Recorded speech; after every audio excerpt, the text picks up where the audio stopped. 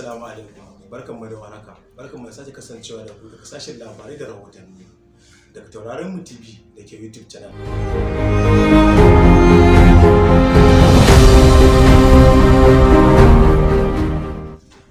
Babban bankin Najeriya CBN ya ƙa'ide kuɗin da za a dinga cirewa a asusu a kowace rana.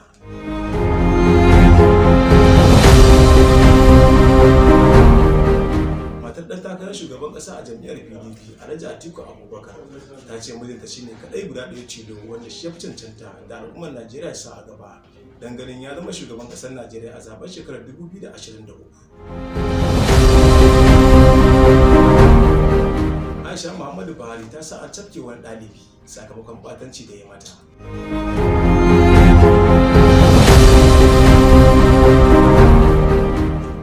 Gwamnan Rivers Nelson Wike ya buƙaci shugaban ƙasa Muhammadu Buhari da ya bayyana sunayen gwamnonin da suke cinye kuɗin ƙananan hukumomi.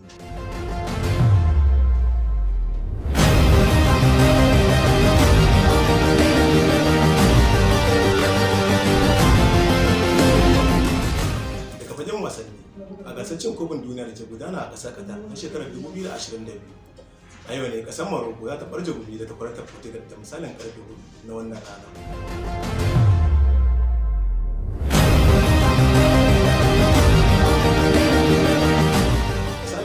Na wannan rana kasar Faransa za ta ɓarje gumi da takwarar ta kasar Ingila.